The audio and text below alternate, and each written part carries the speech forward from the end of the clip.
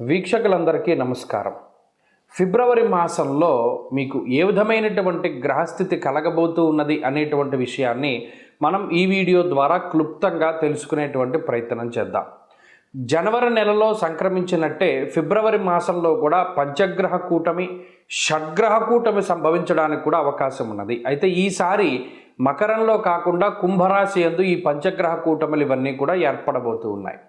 అలాగే ఫిబ్రవరి మాసంలో ఉండేటువంటి గ్రహస్థితిని గనక మనం ఒక్కసారి గమనిస్తే మిథున రాశి యందు గురుడు సంచరిస్తూ ఉన్నారు. అలాగే సింహరాశి యందు కేతువు యొక్క సంక్రమణం జరుగుతూ ఉన్నది, కేతువు సంచరిస్తూ ఉన్నారు. అలాగే కుంభరాశి యందు రాహువు ఉన్నారు, మీనరాశి యందు శనైశ్వరుడు. ఈ 4 గ్రహాలు అలా స్థానంలో ఉన్నాయి. అయితే 13వ తారీఖు వరకు రవి యొక్క సంచారము మకర రాశి యందు ఉంటుంది. 13వ తారీఖు తదుపరి రవి యొక్క సంచారము కుంభరాశిలోకి వెళుతోంది. ఇది ఒక్క విషయాన్ని మనం పరిశీలన చేస్తే కుంభరాశిలో ఇప్పటికే రాహు యొక్క సంచారం ఉన్నది. ఈ 13వ తారీఖు దాటాక రవి కూడా కుంభరాశిలోకి ప్రవేశం చేయబోతూ ఉన్నారు. రవి రాహువులు కలిసి ఉండడం వల్ల అది పితృదోషకారకంగా మనం చెప్పుకోవచ్చును. జనరల్గా అయితే రవి రాహువు కలిసినప్పుడు సూర్యగ్రహణాదులు ఇవన్నీ ఏర్పడుతూ ఉంటాయి. అయితే ఈసారి మన భారతదేశంలో ఏ గ్రహణాలు కూడా ఇప్పుడు కనబడడం లేదు. కాబట్టి గ్రహణ సంబంధమైన విషయాలపై మనం భయపడవలసినటువంటి అవసరం లేదు. కానీ ఇక్కడ రవి రాహువులు కలిసి ఉంటే పితృదోషము వస్తుంది. ఈ 13వ తారీఖు తదుపరి ఫిబ్రవరి మాసంలో ఎవరైతే జన్మించబోతూ ఉన్నారో ఆ శిశువుల పైన ప్రభావం పడుతుంది. అందువల్ల ఎవరైనా ఫిబ్రవరి మాసంలో ఏదైనా సిజేరియన్ ముహూర్తాలు వీటి గురించి అడిగేటువంటి వాళ్ళు చాలామంది ఉంటారు. వాళ్ళకి సూచనప్రాయంగా ఒక మాట ఏమిటి అంటే 13వ తారీఖు లోపులో వీలుంటే కొంచెం పరిస్థితులు అవి సానుకూలంగా ఉంటే ఈ సిజేరియన్ అవి కూడా ముహూర్తాలు మీరు చేసుకోవచ్చును. 13 దాటిన తర్వాత రవి రాహువుల యొక్క కలయిక వల్ల పితృదోషం అనేటువంటిది ఏర్పడుతూ ఉన్నది. అలాగే ఈ పంచగ్రహ కూటములు, దేశారిష్ట యోగములు ఇవన్నీ ఏర్పడుతున్నాయి కాబట్టి అది కొంత జాతకం మీద ప్రభావాన్ని చూపెడుతుంది. కాబట్టి ఆ విషయాన్ని దృష్టిలో పెట్టుకోవాలి. మరీ కాంప్లికేట్ అయిపోతే మాత్రం అంటే ఈ లోపులోనే చేసేసుకోమని కాదు. ఏమన్నా అవకాశం ఉంటే మీకు అవకాశం ఉంటే 13 లోపులో ఈ సిజేరియన్లు ఇవన్నీ కూడా చేయించుకోవడం ద్వారా పితృదోషాదులు రాకుండా ఉంటాయి. ఇది ఒక ప్రధానమైన విషయం. ఇది మీ ఆరోగ్యాన్ని బట్టి ముందుకు వెళ్ళండి, దీంట్లో ఇబ్బంది ఏం లేదు. ఇంకొకటి ఏంటి అంటే శుక్రబుధులు కూడా కుంభరాశి అంతే సంచరించబోతూ ఉన్నారు. అంటే ఇక్కడ 4 గ్రహాలు, రాహుగ్రహము, రవిగ్రహము, శుక్రగ్రహము, బుధగ్రహము, వీటితోటి చంద్రుడు కలిసిన లేదా ఈ మాసం చివరిలోనే కుజుడు కూడా కుంభంలోకి వెళ్ళబోతూ ఉన్నారు. ఈ 5 గ్రహాలు వెరసి చంద్రుడితోటి కలిపి షడ్గ్రహ కూటమి కుంభరాశిలో ఏర్పడబోతూ ఉన్నది. కాబట్టి ఈ గ్రహస్థితి వల్ల ఈ మాసంలో అటు దేశకాలమాన పరిస్థితులు ఎక్కువగా ప్రభావితం చెందబోతూ ఉన్నాయి. దేశారిష్ట యోగం అనేటువంటిది పట్టబోతూ ఉన్నది. ఎందుకంటే అటు కుజరాహువుల యొక్క కలయిక, అలాగే రవి రాహువుల యొక్క కలయిక ఇవన్నీ కూడా దేశారిష్ట యోగాలుగా చెప్పబడ్డాయి. ఈ సందర్భాల్లో ఎక్కువగా అగ్ని ప్రమాదాన్ని సూచించేటువంటి విషయాలు, అలాగే వాయుతత్వ రాశి యందు ఈ గ్రహస్థితి ఏర్పడుతూ ఉన్నది. కాబట్టి అతి వేగంగా వీచేటువంటి గాలుల వల్ల కానీ లేదా గాలి ద్వారా స్ప్రెడ్ అయ్యేటువంటివి ఏమైనా ఉంటే గ్యాస్ ద్వారా వచ్చేటువంటి విపత్తులు లేదా అగ్ని సంబంధమైనటువంటి విపత్తులు, వాయు సంబంధమైనటువంటి విపత్తులు ఏర్పడడానికి అవకాశం ఉంటుంది. కాబట్టి ఈ మాసమందు చాలా జాగ్రత్తగా ఉండడం, ఇది దేశారిష్ట యోగం కాబట్టి చెప్పదగినటువంటి సూచన. ఇక ఈ గ్రహస్థితి ద్వారా మీ రాశి ఫలితం ఏ విధంగా ఉందో మనం ఇప్పుడు తెలుసుకుందాం. కర్కాటక రాశి వారికి ఫిబ్రవరి మాసంలో ఏ విధమైనటువంటి ఫలితాలు ఉండబోతున్నాయి అంటే ఈ రాశి వారికి మధ్యస్థమైనటువంటి స్థితినే మనం ఊహించవచ్చు. ఎందుకంటే 7వ స్థానంలో ఉండేటువంటి గ్రహస్థితి అంతా ఇప్పుడు 8వ స్థానానికి మారుతూ ఉన్నది. ఇది ఒకంత ఇబ్బంది. ఇప్పుడు ఈ రాశి వారికి అనుకూలించేటువంటి గ్రహాలంటూ ప్రత్యేకించి ఏమీ లేవు. దీర్ఘ సంచార గ్రహాలు లేవు, చిన్న చిన్న గ్రహాలు కూడా లేవు. మరి అనుకూలించేటువంటి గ్రహాలు లేనప్పుడు ప్రతికూలించే గ్రహాల సంఖ్య పెరిగిపోయినప్పుడు, ఉదాహరణకి అష్టమ రవి, అష్టమ కుజుడు, అష్టమ బుధుడు, అష్టమ చంద్రుడు, అష్టమ రాహు ఇత్యాది గ్రహాలన్నీ 8వ స్థానమందు కేంద్రీకృతమైనప్పుడు ఎప్పుడూ జాగ్రత్త పడాలి. జ్యోతిష్శాస్త్రం ఉన్నది ఒకళ్ళని భయపెట్టడానికి కాదు. పలానా టైం పీరియడ్ నీకు వ్యతిరేకంగా ఉన్నది, అష్టమ స్థానమందు గ్రహాలు పడ్డప్పుడు ఎప్పుడూ జాగ్రత్తగా ఉండాలి. దుర్దోష శత్రు సంవాదో గమనం వ్యధ ప్రవాసం కార్య నిస్యాత్ కాసరోగం ప్రపీడనం అంటే ఏది చెప్పుకొచ్చినా అష్టమ స్థానంలో ఆరోగ్యం జాగ్రత్తగా చూసుకోవాలి, సంపద జాగ్రత్తగా కాపాడుకోవాలి, క్షణిక ఆవేశానికి లోను కాకూడదు. అలాగే క్షణికమైనటువంటి ఆనందం కోసమో క్షణికమైనటువంటి దుఃఖం కోసమో నిర్ణయాలు తీసుకోకూడదు. అలాగే ఏదైనా ఒక కీలకమైన నిర్ణయాన్ని తీసుకునేటప్పుడు 1-2 సార్లు ఆలోచన చేయాలి. ప్రయాణాలు చేసేటప్పుడు ఈ ప్రయాణం మనకి అవసరమా, దీనివల్ల ఏదైనా ప్రయోజనం ఉందా లేదా, లేదు ఈ ప్రయాణం చేస్తున్నాం పలానా పర్పస్ కోసం చేస్తున్నాం కాబట్టి దానికి సంబంధించినవన్నీ పట్టుకెళ్తున్నామా లేదా. గమనాగమనం యథా అన్నారు, అంటే ప్రయాణాలన్నీ వృధా ప్రయాణాలు చేయవలసి వస్తుంది అని శాస్త్రమందు చెప్పారు. అలాగే స్పీడ్గా వెళ్ళకూడదు. ఎప్పుడూ కూడా అనువుగాని చోట అధికులం అనరాదు. అంటే మనకి అనుకూలంగా లేనటువంటి ప్రాంతంలో మనమేంటో నిరూపించుకోవాలి అన్నటువంటి తాపత్రయాన్ని వదిలిపెట్టాలి. ప్రవాహానికి ఎదురీదకూడదు. ఇవన్నీ కూడా ఎవరో చెప్పినటువంటివి కాదు, ఇవి జీవితంలో ఉండేటువంటి సత్యాలు.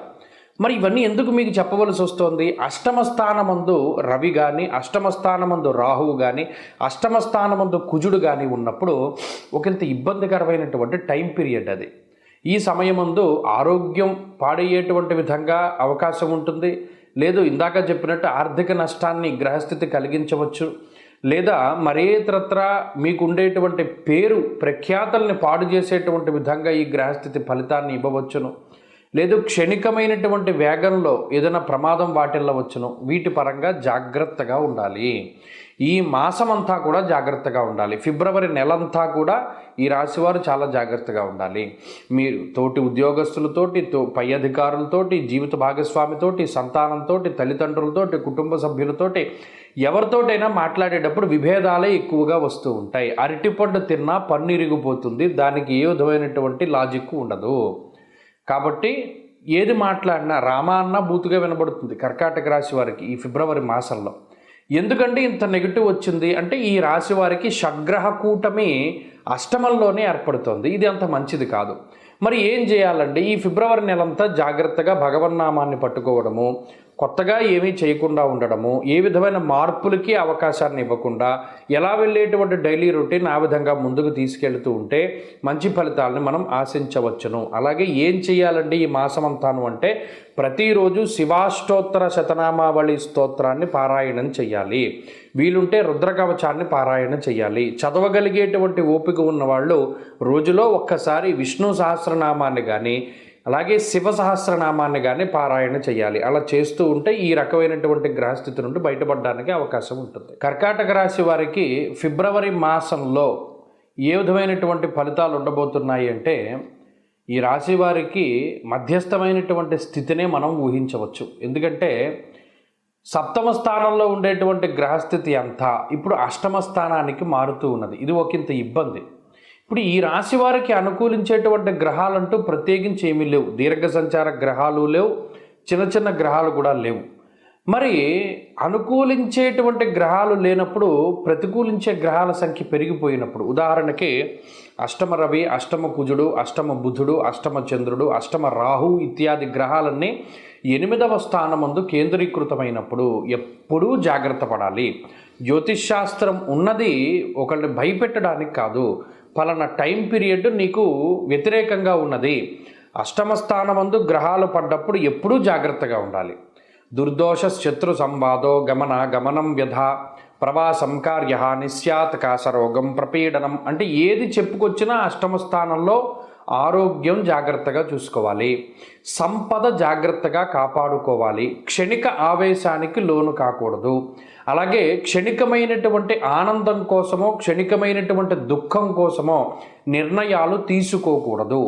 అలాగే ఏదైనా ఒక కీలకమైన నిర్ణయాన్ని తీసుకునేటప్పుడు 1-2 సార్లు ఆలోచన చేయాలి. ప్రయాణాలు చేసేటప్పుడు ఈ ప్రయాణం మనకి అవసరమా, దీనివల్ల ఏదైనా ప్రయోజనం ఉందా లేదా, లేదు ఈ ప్రయాణం చేస్తున్నాం పలానా పర్పస్ కోసం చేస్తున్నాం కాబట్టి దానికి సంబంధించినవన్నీ పట్టుకెళ్తున్నామా లేదా. గమనాగమనం యథా అన్నారు, అంటే ప్రయాణాలన్నీ వృధా ప్రయాణాలు చేయవలసి వస్తుంది అని శాస్త్రమందు చెప్పారు. అలాగే స్పీడ్గా వెళ్ళకూడదు. ఎప్పుడూ కూడా అనువుగాని చోట అధికులం అనరాదు. అంటే మనకి అనుకూలంగా లేనటువంటి ప్రాంతంలో మనమేంటో నిరూపించుకోవాలి అన్నటువంటి తాపత్రయాన్ని వదిలిపెట్టాలి. ప్రవాహానికి ఎదురీదకూడదు. ఇవన్నీ కూడా ఎవరో చెప్పినటువంటివి కాదు, ఇవి జీవితంలో ఉండేటువంటి సత్యాలు. మరి ఇవన్నీ ఎందుకు మీకు చెప్పవలసి వస్తుంది? అష్టమ స్థానమందు రవి కానీ, అష్టమ స్థానమందు రాహువు కానీ, అష్టమ స్థానమందు కుజుడు కానీ ఉన్నప్పుడు ఒకంత ఇబ్బందికరమైనటువంటి టైం పీరియడ్ అది. ఈ సమయమందు ఆరోగ్యం పాడయ్యేటువంటి విధంగా అవకాశం ఉంటుంది. లేదు ఇందాక చెప్పినట్టు ఆర్థిక నష్టాన్ని గ్రహస్థితి కలిగించవచ్చు. లేదా మరేతరత్ర మీకు ఉండేటువంటి పేరు ప్రఖ్యాతల్ని పాడు చేసేటువంటి విధంగా ఈ గ్రహస్థితి ఫలితాన్ని ఇవ్వవచ్చును. లేదు క్షణికమైనటువంటి వేగంలో ఏదైనా ప్రమాదం వాటిల్లవచ్చును. వీటి పరంగా జాగ్రత్తగా ఉండాలి. ఈ మాసమంతా కూడా జాగ్రత్తగా ఉండాలి. ఫిబ్రవరి నెలంతా కూడా ఈ రాశివారు చాలా జాగ్రత్తగా ఉండాలి. మీరు తోటి ఉద్యోగస్తులతోటి, పై అధికారులతోటి, జీవిత భాగస్వామితోటి, సంతానంతో, తల్లిదండ్రులతోటి, కుటుంబ సభ్యులతోటి ఎవరితోటైనా మాట్లాడేటప్పుడు విభేదాలే ఎక్కువగా వస్తూ ఉంటాయి. అరటిపండు తిన్నా పన్ను ఇరిగిపోతుంది. దానికి ఏ విధమైనటువంటి లాజిక్ ఉండదు. కాబట్టి ఏది మాట్లాడినా రామా అన్న బూతుగా వినబడుతుంది కర్కాటక రాశి వారికి ఈ ఫిబ్రవరి మాసంలో. ఎందుకంటే ఇంత నెగిటివ్ వచ్చింది అంటే ఈ రాశి వారికి షడ్గ్రహ కూటమి అష్టమంలోనే ఏర్పడుతుంది. ఇది అంత మంచిది కాదు.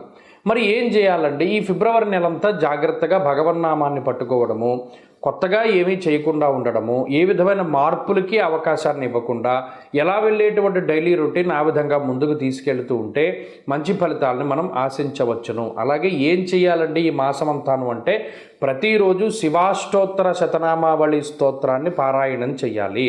వీలుంటే రుద్రకవచాన్ని పారాయణ చేయాలి. చదవగలిగేటువంటి ఓపిక ఉన్నవాళ్ళు రోజులో ఒక్కసారి విష్ణు సహస్రనామాన్ని కానీ అలాగే శివ సహస్రనామాన్ని కానీ పారాయణ చేయాలి. అలా చేస్తూ ఉంటే ఈ రకమైనటువంటి గ్రహస్థితి నుండి బయటపడడానికి అవకాశం ఉంటుంది.